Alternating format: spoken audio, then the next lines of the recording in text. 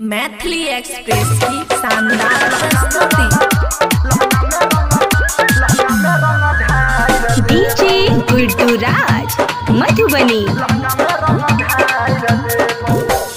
केतनो कही दे ठकबो के बारी हम मानबो नहीं गया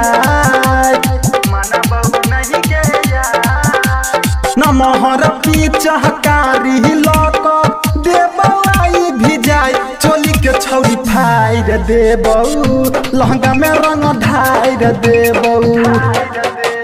केतनो कही दे ठकबे के बारी हम मानबो नहीं गया न मोहर की चहकारी लक देबलाई भी जाय चोली के छौरी फाइर देबो लहंगा में रंग ढाइर देबो गे छौरिया बजाइर देबो लहंगा में रंग ढाइर देबो के छौरिया बजाइर देबो लहंगा में रंग ढाइर देबो। DJ Guddu Madhubani, DJ Guddu Madhubani.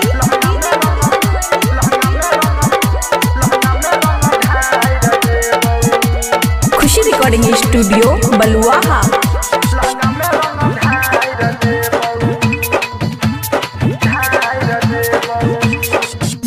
दोनों जवान रंग बहू गोरे गोरे गाल गे छोरा बहू नहीं सोना तोरा गाँव वाली माल गे तोहर बगीचा ऊपर नीचे ओई में दे बहू रंग लगाई रंग बहू तोहर चबूतरा छौरी पूरा हाथ घुसाई चोली के छौरी फाइर दे बहू लहंगा में रंग ढाइर दे बहू गे छौरिया बजाइर दे बहू लहंगा में रंग ढाइर दे बहू। DJ Guddu Madhubani, DJ Guddu Madhubani, DJ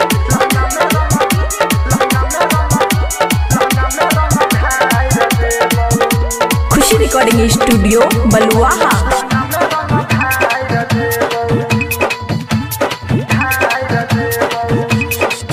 लाला कहा पियारा कहा छौरी ले रंग करिका चोली वाला चीज संगे रंग देबो तरह का अगर अगर रगर कह रंग लगाई जे बही तू शरमाई पांडे प्रेमी डालता हूँ रंगवा देता हूँ पूरा भी जाए चोली के छौरी फाइर देबो लहंगा में रंग ढाइर देबो गे छौरिया बजाइर देबो लहंगा में रंग ढाइर देबो।